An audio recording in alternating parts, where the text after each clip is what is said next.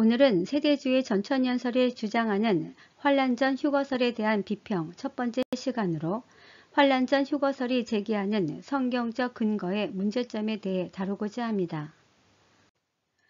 먼저 전천년설 안에는 크게 역사적 전천년설과 세대주의 전천년설로 나누어집니다. 역사적 전천년설은 주로 환란 후 휴거를 주장하고 세대주의 전천년설은 주로 환란 전 휴거설을 주장합니다. 최근에는 두 학설이 혼합된 학설이 등장하고 있습니다. 환란 전 휴거설은 삼중 재앙이 시작되기 직전 공중재림과 함께 교회가 휴거된다는 이론으로 7년 대환란은 이스라엘이 당하는 환란이고 이들은 교회가 아닌 환란 성도로 규정합니다. 그리고 이때 구원받은 이스라엘과 이방인이 예수 그리스도의 지상 재림과 함께 육신을 입고 천년 왕국으로 들어갑니다. 그러다 보니 요한계시록 4장부터 19장까지는 교회가 아닌 이스라엘이 구원받는 과정이기 때문에 이스라엘에게 주는 계시라고 주장합니다. 또한 그림에서 보듯이 이중 재림을 주장합니다. 그리고 삼중 재앙 형태는 다양하지만 현재 그림에서 보는 형태가 보편적으로 사용되어지고 있습니다. 또한 고전적 세대주의에서는 이 기간 동안 혼인잔치가 열린다고 주장합니다. 반면 환란 후 휴거를 주장하는 역사적 전천년설은 초대교회 중심으로 가장 전통적이고 보편적으로 인식했던 학설입니다. 그 특징을 살펴보면 먼저 단회적 재림을 주장하며 지상 재림 때 휴거가 함께 일어난다고 주장하고 삼중 재앙 때 환란 당하는 대상은 교회라고 보는 견해입니다. 그러나 이 이론에도 약간의 문제점은 있습니다. 이를 보완 수정한 것이 환란 후 휴거설 2로 삼중 재앙의 경우 그림에서 보듯이 순차적 전개이며 7 나팔 기간을 7년 대환란으로 보며 이때 교회가 환란 당한다고 보는 견해입니다. 그리고 7번째 나팔이 불릴 때 예수 그리스도의 공중 재림과 함께 교회 휴거가 있으며 이후 7번째 대접 심판 때 가라지들의 심판이 있고 지상 재림 때 구원받은 이스라엘과 이방인이 함께 천년 왕국으로 들어간다는 이론입니다. 따라서 요한계시록 4장부터 19장은 교회 휴거의 과정을 다루고 있기 때문에 이는 교회에 주는 계시로 보는 견해입니다. 그렇다면 환란 전 휴거설과 환란 후 휴거설을 주장하는 두 학설 중 누가 옳을까요? 먼저 각자 주장하는 성경적 근거에 대해 다루어 보고자 합니다. 환란 전 휴거가 제시하는 성경적 근거는 계시록 3장 10절과 데살로니가 후서 2장 6절입니다. 먼저 요한계시록 3장 10절 핵심 단어는 면하게 할인이로 쓰인 테레소 에크이고 영문으로는 키프럼입니다. 환란 전 휴거는 야고보서 1장 27절 용례를 들어 환란으로부터 면제를 뜻한다고 주장합니다. 반면 환란 후 휴거는 요한복음 17장 15절 용례를 들어 환란으로부터 보호해준다라고 주장하며 실제로 새 번역에서는 지켜주겠다로 번역하고 있습니다. 환란 전 휴거설 주장에 대한 반론은 시험의 때를 면하게 해주는 이유가 인내의 말씀을 지켰기 때문이라고 말하고 있습니다. 그렇다면 이 말씀은 환란 전 휴거가 될 교회에게 하신 말씀일까요? 그것이 정당화되려면 도대체 환란 전 휴거될 교회가 어떤 인내의 말씀을 지켰다는 것인지 설명이 필요합니다. 반면 요한계시록 13장 10절, 14장 12절을 보면 성도의 인내가 여기 있다라고 표현하고 있습니다. 그렇다면 이 말씀은 7년 대환란 기간 동안 환란 당하는 교회에게 주는 말씀이 분명합니다. 따라서 이 단어는 환란 중에 보호해준다는 의미로 해석해야 하며 인내의 결과가 그림에서 보듯이 휴거입니다. 이를 증명하는 것이 요한계시록 2장에서 3장을 보면 각 교회의 칭찬과 책망, 권면, 그리고 보상에 대한 표현이 등장합니다. 특히 보상은 중요한 시험, 고난, 과제가 있을 때 주어지는 것입니다. 따라서 요한계시록 2, 3장 말씀은 큰 시험, 환란을 앞두고 있는 교회에 주는 말씀으로 이해하는 것이 합리적입니다. 오히려 비밀스럽게 호련히 환란 전에 휴거되는 교회에 주는 말씀으로 보기는 어렵습니다. 다음은 데살로니가 후서 2장 7절 옮겨질 때까지라는 단어로 헬라어로는 게네타이입니다. 환란 전 휴거는 게네타이를 옮기다로 번역하여 너희는 적그리스도가 나타나는 것을 성령이 맡고 있음을 알고 있다. 다만 이미 불법의 비밀들이 활동하고 있고 성령, 즉 교회가 옮겨지면 그때 적그리스도가 출현할 것이다 라고 해석을 합니다. 반면 환란 후 휴거는 게네타이를 물러나다로 번역하여 너희는 적그리스도가 나타나는 것을 하나님이 맡고 있음을 알고 있다. 다만 불법의 비밀들은 활동하고 있고 하나님께서 물러나면 그때 적그리스도가 출현할 것이다 라고 해석합니다. 실제로 새 번역에서는 물러나다라고 번역하고 있습니다. 환란 전 휴거 주장에 대한 반론은 적그리스도의 출현을 막고 있는 자가 성령이고 성령의 옮겨짐이 곧 교회 휴거라고 한다면 하나님의 심판 기간 안에는 성령의 역사가 더 이상 없다는 주장이 됩니다.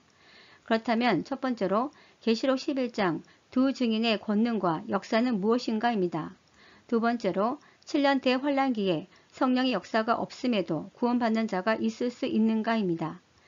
그러나 계시록 7장 9절만 보아도 수많은 족속이 흰옷 입고 하늘에 올라오는 장면이 있습니다.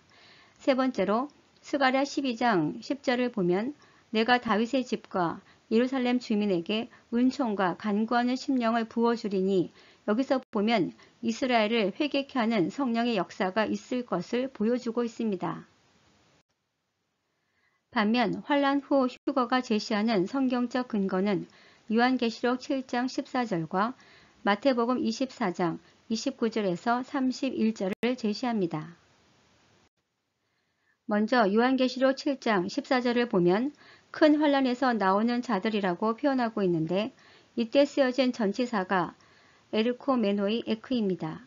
이에 대해 환란 후 휴거설은 요한계시록 7장 9절 환란을 통과한 성도에 대한 표현을 보면 이스라엘이라는 표현이 전혀 없다. 이는 전세계 교회를 표현한 것이다 라고 주장합니다. 문제는 환란 전 휴거설은 7년 대환란의 핵심 대상은 이스라엘이라고 주장해 왔는데 왜 이 장면에는 이스라엘이 없는지 반문합니다. 반면 환란 전 휴거설은 요한계시록 7장 14절 하늘에 올라온 사람들은 환란 전 휴거를 한 교회가 아니라 환란 전 휴거를 못한 이스라엘과 이방인들이 큰 환란을 겪고 나온 것을 표현한 것이다 라고 주장합니다. 다음은 마태복음 24장 29절입니다.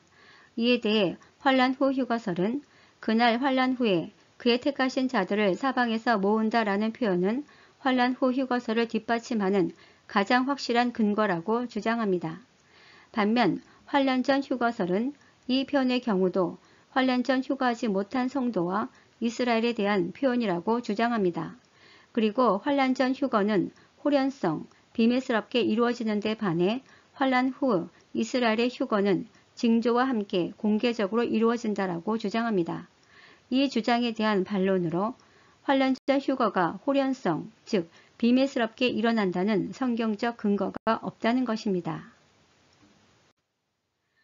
지금부터는 환란 전 휴거에 대한 의문으로 첫 번째, 요한계시록 3장과 4장 사이에는 환란 전 휴거를 특정할 만한 어떤 사건도 게시되어 있지 않습니다.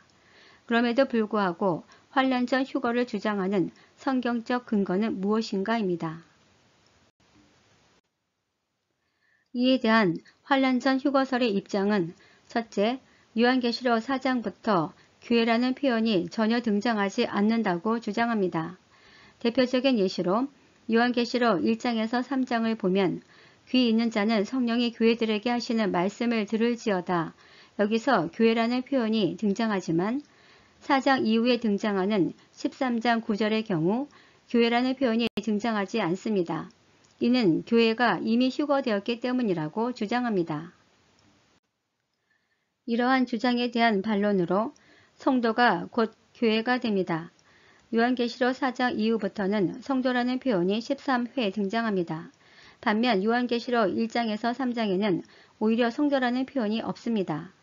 이는 개인적 관점으로 보면 성도이고 개인에게 전달되는 메시지일 때 성도라는 표현을 쓰게 됩니다. 그리고 집단적 관점으로 보면 교회이고 집단에게 전달되는 메시지일 때 교회라는 표현을 씁니다. 따라서 요한계시록 4장부터 시작되는 하나님의 심판 대상은 성도가 아니라 불신자이고 이 불신자와 대비되는 단어는 성도가 됩니다.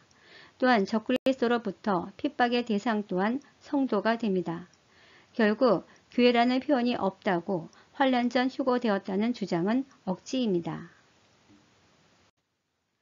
두 번째는 요한계시록 4장 하늘 심판 법정을 보면 24장로가 등장하는데 여기서 24장로는 교회를 대표하고 있기 때문에 이는 교회가 4장 이전에 휴거했음을 나타낸다라고 주장합니다. 반면 환란 후 휴거설은 24장로를 천사로 보는 견해입니다. 즉 4장에서는 아직 교회가 하늘로 올라오지 않았기 때문에 교회가 승리하여 하늘에 올라와 거룩한 신부가 완성되는 19장까지 대리하는 모습으로 보고 있습니다. 천사로 보는 이유와 근거는 요한계시록 4장 2부에서 이미 충분히 밝힌 바 있습니다. 이제 마지막으로 휴거와 관련된 구절에는 반드시 등장하는 나팔 소리가 있습니다. 그렇다면 이 나팔 소리는 무엇인가입니다. 마태복음 24장 31절에는 큰 나팔 소리, 고린도전서 15장 51절에는 마지막 나팔 소리, 데살로니가 전서 4장 16절을 보면 하나님의 나팔 소리라는 표현이 등장합니다. 환란 전 휴거의 경우 그림에서 보듯이 3종 재앙 중 7 나팔과는 전혀 무관하게 휴거가 이루어집니다. 이에 대해 환란 전 휴거설은 휴거 직전 나타나는 나팔 소리는 이스라엘의 나팔절 절기 때 불리는 나팔 소리라고 주장합니다. 즉 이들은 예수 그리스도가 초림 때 이스라엘 절기를 따라오셨기 때문에 재림 때도 이스라엘 절기를 따라오시게 되는데 나팔절이 바로 예수 그리스도의 공중 재림과 연관되어 있다라고 주장합니다. 이 주장에 대한 반론은 만약 이 주장이 사실이라면 나팔절은 상황상 지상 재림이 더 유력합니다. 왜냐하면 이스라엘 절기라면 이스라엘의 구원과 연관된 것은 지상 재림이기 때문입니다. 그리고 만약 실제 나팔절날 재림이 이루어지고 그때 유대인이 보는 나팔 소리라면 휴거 날짜가 매년 7월 1일에서 10일로 정해져 있다는 의미가 되어 심각한 문제가 발생하게 됩니다. 반면 환란 후 휴거는 3종 재앙의 7 나팔 중 7번째 나팔이 불릴 때 휴거가 일어난다고 보는 견해입니다. 데살로니가 전서 4장 16절에 하나님의 나팔 소리라는 표현, 고린도전서 15장 51절에 마지막 나팔 소리라는 표현, 마태복음 24장 31절에 그는 하나님으로 큰 나팔 소리와 함께 천사를 보낸다는 표현 등 이는 모두 7번째 천사가 부는 나팔 소리와도 잘 부합됩니다. 그리고 이를 증명하는 것이 계시록 11장 15절입니다. 7번째 나팔이 불릴 때 세상 나라가 하나님의 나라가 되었다라고 선포합니다. 그리고 휴거된 교회는 하늘에서 이 땅을 통치하게 되고 이 땅에서는 구약을 완성하기 위한 과정이 시작됩니다. 또한 6번째와 7번째 나팔 사이에 등장하는 요한계시록 10장을 보면 7번째 나팔이 불릴 때 하나님의 비밀이 성취된다라고 선포하고 있습니다. 여기서 하나님의 비밀은 휴거와 함께 이루어지는 거룩한 신부의 완성이자 하나님 나라 완성입니다. 이것을 종합해보면 초림 때는 예수 그리스도가 3년 반 동안 사역을 하다가 순교 부활 승천하여 부활의 첫 열매로 드려지게 되고 이때부터 크로노스의 대추수가 시작되어 오늘에 이르고 있습니다. 마찬가지로 재림 때는 일괄적으로 세상을 종결시키는 사건입니다. 따라서 이때도 예수님과 같은 마지막 사명자 두 증인을 부르시고 3년 반 동안 마지막 복음을 전하다가 순교 부활 승천하여 첫 열매로 드려지고 이때 카이로스의 일괄적인 대추수가 일어나게 됩니다. 따라서 하나님의 비밀인 첫 열매를 통한 대추수인 휴거가 일어나고 거룩한 신부와 하나님 나라가 완성됩니다. 다음 시간에는 환란 전 휴거설 비평 두 번째 시간으로 게으르고 악한 성도를 참된 성도로 포장한 학설이라는 주제로 다루고자 합니다. 감사합니다.